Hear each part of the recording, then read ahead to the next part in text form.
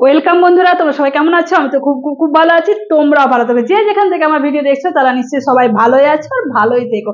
আমি সবসময় চাই আমার পরিবার যেন সুস্থ থাকে, ভালো থাকে, সবসময় হাসি খুশি থাকে, সেটাই আমি চাই। তো চলো আজকে আবার একটা চটজলদি তোমাদের কাছে রেসিপি নিয়ে হাজির হয়ে গেলাম। তো চলো রেসিপিটা কি ব্যাক ক্যামেরায় আগে তোমাদেরকে শেয়ার করব। এটা তোমরা কে কিরকম ভাবে বানাও যায় না, আমি একদম ঘরোয়া পদ্ধতিতে তোমাদেরকে বানানো দেখাবো। তো চলো, আমি যখন কোনো কিছুটা শেয়ার করি আমার তো করতে খুব, আমার পরিবারের সাথে আমাদের করতে খুব ভালোই লাগে।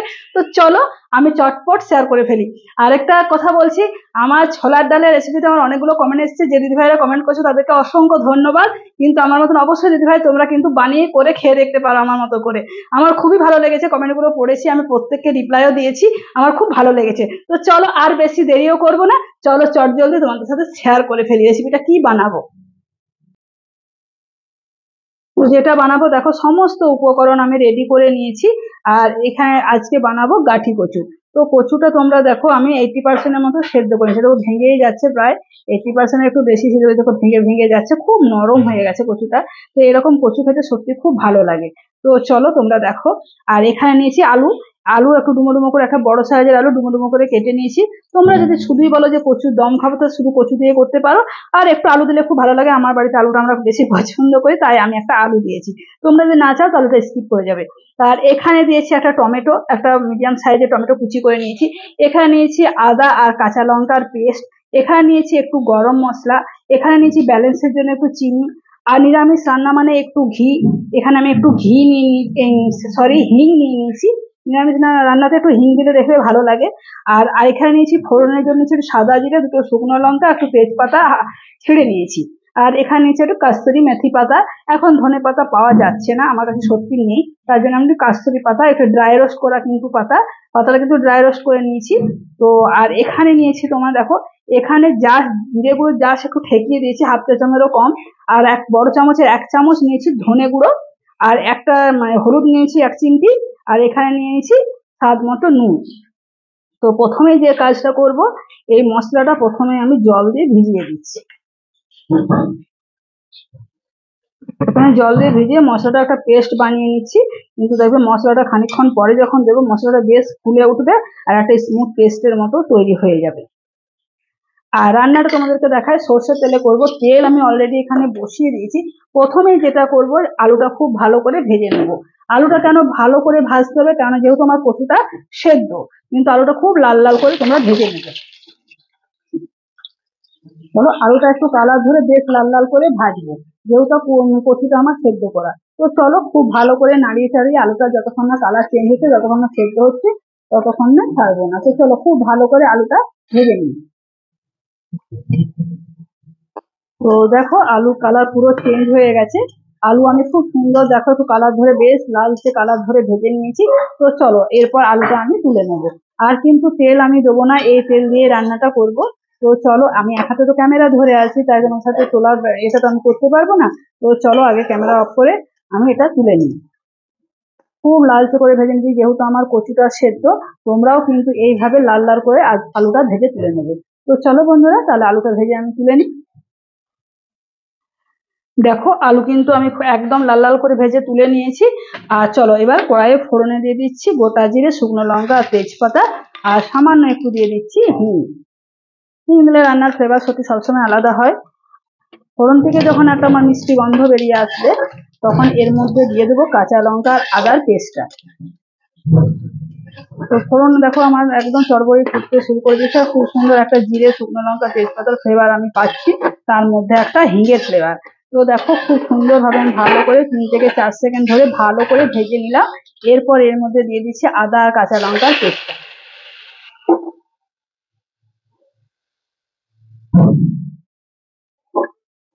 আদা আর কাঁচা লঙ্কার পেস্টটা দিয়ে 2 থেকে 3 মিনিটের মতো আমি রান্নাটা করে নেবো, যাতে আদা আর কাঁচা লঙ্কার কাঁচা গন্ধটা বেরিয়ে যায়। তো চলো খুব ভালো করে নাড়িয়ে চাড়িয়ে নিচ্ছি। তো 3 থেকে 4 সেকেন্ডের মতো খুব ভালো করে নাড়িয়ে চাড়িয়ে নিয়েছি। তো চলো এরপর দেখো সুন্দরভাবে আমার তেল মিক্স করতে শুরু করে দিয়েছে। তো এরপর এর মধ্যে দিয়ে দেবো টমেটোটা।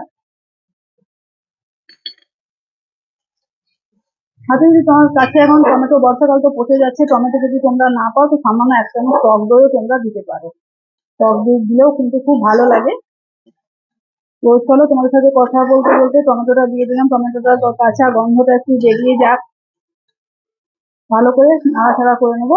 তারপর এর মধ্যে দিয়ে দেবো মশলাটা। মশলাটা তোমরা তো দেখলে, দেখো মশলা, দেখো মশলাটা কিন্তু তোমাদেরকে চামচ দিয়ে দেখা কি সুন্দর, দেখো ফুলে ফেটে মশলাটা। আর একটা দেখো ঘন কিছু স্মুথ বেশ তৈরি হয়ে গেছে। তোমরা কিন্তু অবশ্যই কিন্তু মশলাটা এরকম আগে কিন্তু ভিজিয়ে রেখে দেবে। সুন্দর করে ভালো করে দেখো টমেটো আমার নরম হতে শুরুও করে দিয়েছে। এরপর যদি মশলার মধ্যে নুনটা আছে, এবার মশলাটা যখন দিয়ে দেবো তখন দেখবে আরো সুন্দর একটা স্মুথ পেস্ট তৈরি হয়ে যাবে, টমেটোটা একদম নরম হয়ে যাবে।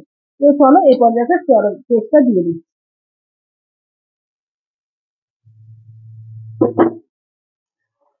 তো এরপর মশলাটা দিয়ে দিলাম। মশলাটা দিয়ে পরে খুব ভালো করে ঢাকা দিয়ে দিয়ে খুব ভালো করে নাড়াচাড়া করবো যতক্ষণ আমার সুন্দরভাবে তেল রিলিজ করছি। তো চলো বন্ধুরা, আর এই মশলার মধ্যে দেখছো যে এটা একটু সামান্য জল দিয়ে দেবো, সামান্য একটু দেখো জল দিয়ে দিচ্ছি।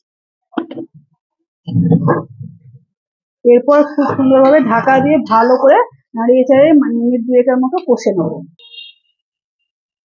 তো ঢাকা খুলে বন্ধ করে খুব সুন্দরভাবে নাড়িয়ে চাড়িয়ে মশলাটা ভালো করে আমি দেখো কষে নিয়েছি।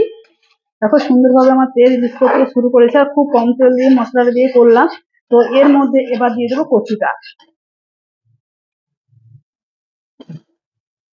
কচুটাও দিয়ে দিচ্ছি, আর তার সাথে দিয়ে দেবো ভাজা আলুটা, যাতে মশলাটা কচু আর আলুর মধ্যে ভালো করে ঢুকে যায়। খুব ভালো করে ঢাকা দিয়ে দিয়ে নাড়িয়ে চাড়িয়ে কষে নেবো। আর সাইডেই বসে দিয়েছে দেখো গরম জল। যে কোনো রান্নায় যাতে যদি তোমরা গরম জল ব্যবহার করো, সত্যি রান্না টেস্ট কিন্তু সম্পূর্ণ আলাদা হয়। তো চলো খুব ভালো করে নাড়িয়ে চাড়িয়ে কষে নিচ্ছি।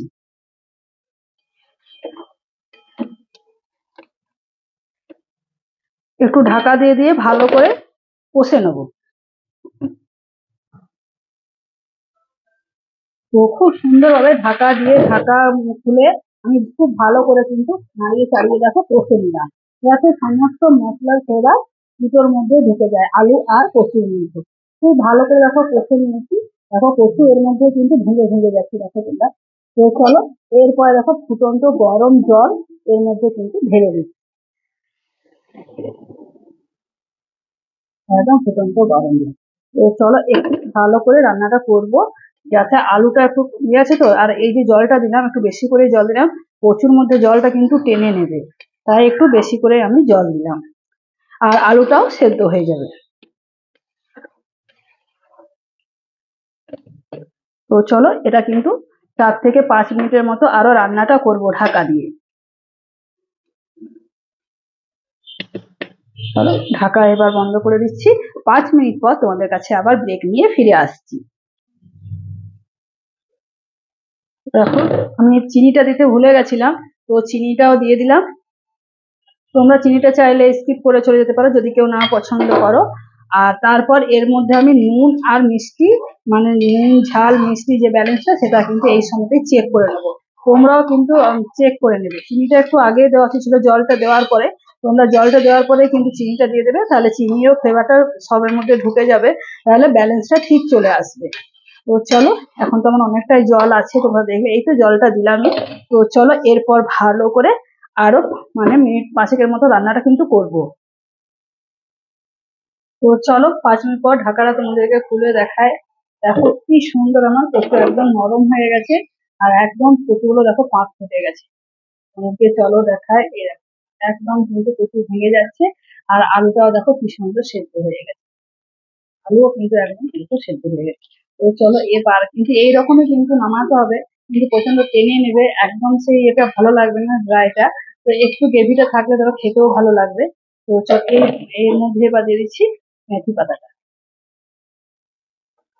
তোমাদের কাছে যদি ধনেপাতা থাকে দিতে পারো। এর আরেকটা জিনিস তোমাদেরকে সিক্রেট জিনিস বলে দিই, এর মধ্যে তোমরা যদি কেউ একটা চামচ ভাজা জিরে দিয়ে দাও তো আরো দুর্দান্ত খেতে লাগে। চলো তারপরে দিয়ে দিচ্ছি গরম মশলাটা। কেউ ঘি চাইলে দিতে পারো, নিরামিষ রান্নায় ঘি মানে ভালোই লাগে, কিন্তু আমি আজকে আর দিলাম না। তো চলো আমার রান্না কিন্তু তাহলে রেডি হয়ে গেল।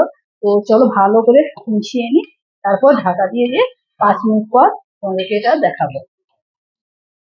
এটা কিন্তু টেনে নেবে, এইরকমই কিন্তু তোমরাও মাখো মাখো নামাবে। খুব সুন্দর একটা কিন্তু গন্ধ বেরোচ্ছে। তোমরা চাইলে ঘি দিতে পারো, নাহলে না দিতেও পারো। আমি আজকে আর দিলাম না। তো চলো গ্যাসের ফ্লেম অফ করে দিচ্ছি। 5 মিনিট পর তোমার সাথে সেটা শেয়ার করছি। তো দেখো 5 মিনিট পর ঢাকাটা খুলে তোমাদেরকে দেখায়। দেখো কি সুন্দর, দেখো কচুর ডালনা কি সুন্দর হয়ে গেছে। ডালনা বলার কারণে গ্রেভি দেখো, গ্রেভিটা দেখো কতটাই টেনে নিয়েছে, তোমরা দেখছো? দেখো কতটাই টেনে নিয়েছে গ্রেভিটা। এরপর কিন্তু আরো কিন্তু টেনে নেবে, একদম মাখো মাখো হয়ে যাবে। তোমরাও কিন্তু একটু গ্রেভিটা পাতলা পাতলা নেওয়ার চেষ্টা করবে, কিন্তু দেখবে খাওয়ার সময় একদম বসে যাবে। এখনো দেখছো একদম ধোয়া উঠছে, এরপর গ্রেভিটা কিন্তু আরো টানা। এইরকম যদি গ্রেভি থাকে ভাত দিয়ে খেতে কিন্তু অসাধারণ লাগে। কচুর দম দেবে লুচি, রুটি, পরোটার সাথে কিন্তু মন্দ লাগে না। তো অনেকে খায়, হ্যাঁ আমরাও খাই, না খাওয়া হয় না, এবং অনেকে ভালোবাসে আর কি। তো দেখো বন্ধুরা তাহলে কেমন হয়েছে, আর কত লোভনীয়, কত সুন্দর হয়েছে দেখো দেখতে। তো বন্ধুরা তোমরা তো দেখলে কত লোভনীয়, কত সুন্দর হয়েছে। তো কচুর দমের রেসিপি তোমাদের কেমন লাগলো অবশ্যই তোমরা কিন্তু আমাকে একটা কমেন্ট করে জানিও। আর ভালো লাগলে চ্যানেলটাকে আমার সাবস্ক্রাইব করে একটুকু ওপর দিকে উঠিয়ে নিয়ে চলো। কেননা তোমাদের ভালোবাসা, তোমাদের আশীর্বাদ ছাড়া তো আমার হবে না। যতটুকু পাচ্ছি তোমাদের, যা যতটুকু আমি উপর দিকে উঠছি, যতটুকু আমি পাচ্ছি, সমস্ত কিছু তোমাদের আশীর্বাদ আর তোমাদের ভালোবাসা। সবাই আমাকে একটু সাপোর্ট করো। তো চলো আজকের মতো তাহলে বিদায় নিচ্ছি। আবার অন্য কোনো দিন অন্য কোনো রেসিপি নিয়ে তোমাদের কাছে হাজির হয়ে যাবো। তো আজকের মতো টাটা।